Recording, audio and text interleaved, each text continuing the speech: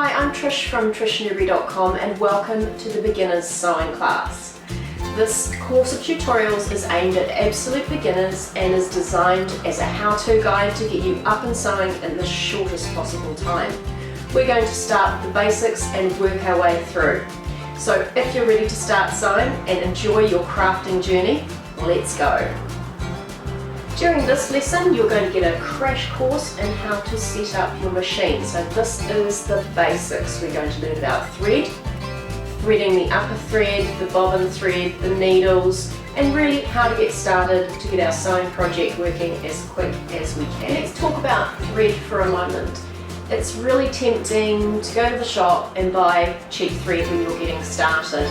The cheapest thread you can buy is the serging overlocking thread. Comes in big rolls, it looks like it's going to be economical. Let's just talk about that for a very brief second. It's weak. It's perfectly fine to sew knit garments with, but it is a weak thread, so it just snaps so easily. And you'll put a lot of effort into sewing your garment or your craft, only to have the seams snap. You'll be really disappointed with all the effort you go to, so don't be tempted to put serger overlocking thread in your machine just to save money. Ideally, what you need to look for, it's perfectly fine if you just want to learn how to sew, by all means do that. But what you need to look for is a good polyester thread. Polyester thread is smooth, it's very strong, and it has some give in it, which is perfectly fine for the majority of garments. It's not perfect for everything, but it is perfectly fine for the majority of your projects. The other thing about the thread is make sure you use the same thread in your upper thread as you do when you're winding your bobbin. It'll just help the tensions to be even. So when you have your thread chosen, let's just look at how it sits on the machine. Before we start threading our machine, we need to wind a bobbin. So my manual tells me that my thread goes in this way, the thread coming out underneath. Put a holder in place that will just stop that from flying off, and then follow the guides that your manual will have. Generally there's a thread guide to pop this through and a tension disc. With the majority of machines you will have a thread guide and a tension disc. The next thing is to take your bobbin, and there's little holes at the top. Take your thread and place it through those holes, one of those holes, from under to over. So we want to go from the inside up, and then place this on your bobbin winder and push it to the side. Now the process of pushing it to the side should disengage the machine from sewing. Now it's a matter of turning your machine on, which I've done, and press your foot controller or your on-off switch. So once you've wound a couple of turns, it's a good idea to then snip that extra thread off at the top and continue sewing.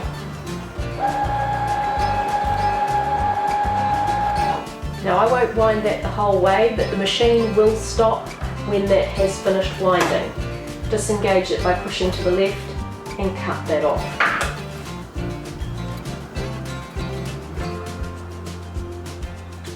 If your machine doesn't stop automatically, don't overfill a bobbin, it will upset your machine.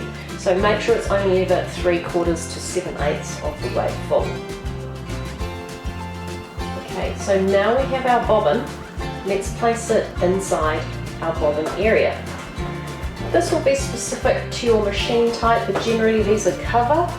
Open the cover up, and my machine shows me a little guide that it wants the thread to come off this way. So I place it according to the guide, and I'm just following the guide, which tells me to bring the bobbin around this way, the bobbin thread, and through here, and follow the little guide. And there's a little cutting tool in there which will cut that off, and we place the cover back down again. Now as far as it goes, that's it for the bobbin. Now we need to thread our upper thread. When threading our machine, it's pretty much the same for the majority of machines. There's generally numbers to follow or a threading guide. There will be an area after you take your thread across, there'll be an area just to guide your thread through. My machine says go under 2, down 3, back up 4, and there's a little hook here. You just want to make sure you're caught in that hook and bring your thread down towards your needle. There's a bar here for the needle. Now the thread always needs to go behind that bar, and make sure it's properly in behind that bar. And then the last thing we need to do is thread the needle from front to back. And I've got a lovely little helper for that. I just follow the guides and it will thread it for me. So we pull that through. And then you must pass the thread underfoot. If that was all, you'd be ready to sew. What you do now is, let me just back the camera up a bit. There's a hand wheel on the side. Now the hand wheel should only ever be cranked towards you, and that will create a stitch. Now in the course of creating a stitch, did you see the needle go up and down? I'll do it again. We went down and back to the highest point. And if you take something small, like a pair of scissors, and sweep that underneath, what you will find is your bobbin thread has come up. So we are all ready to sew. You'll be able to see your bobbin thread under there. Now before we go any further, I'd just like to have a quick word to you about needles.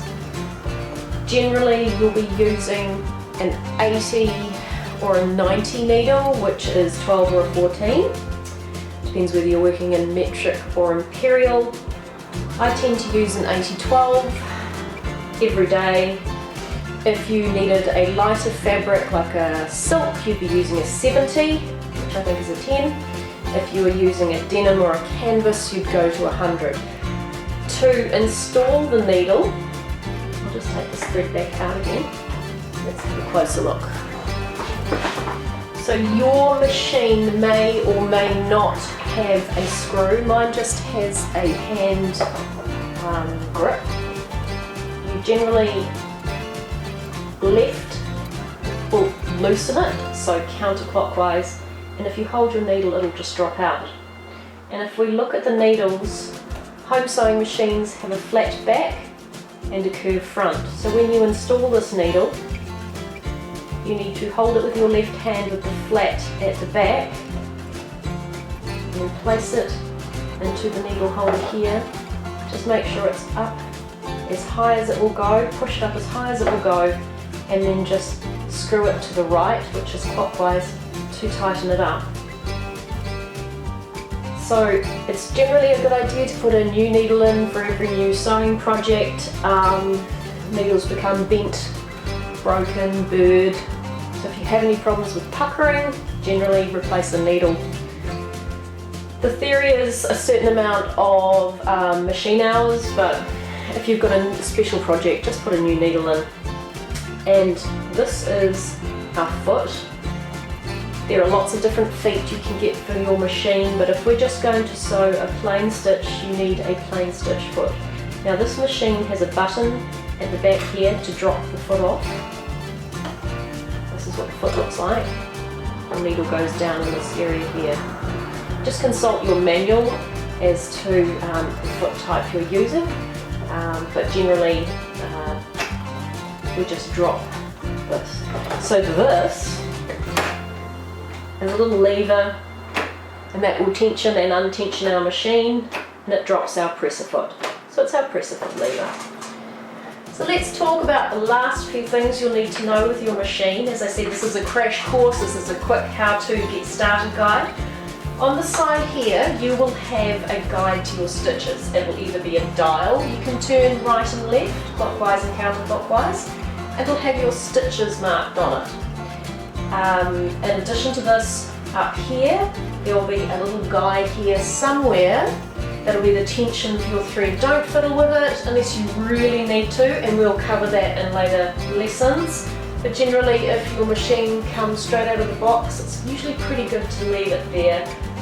My machine's a brother. Most brothers tend to make these settings on a 4. A couple of other things. Back tacking. You need to know how to go backwards. Most machines have a bar you pull down. You pull it down, you hold it down, you stitch, you release it to go forwards again. This machine has a button, which is a backwards arrow. You hold it down to go backwards, you release it to go forwards again. Newer machines, you can set the speed on your machine to fast and slow. Older machines, it tends to be your foot pedal. The harder you push, the faster your machine will go. And the foot pedal is designed to sit like this on the floor, just like an accelerator. So thanks for joining me. I hope you've enjoyed this very fast, quick, speedy introduction to setting your machine up. And join me again soon for lesson 2. If you like what you see, don't forget to hit the subscribe button, and I hope to see you again soon.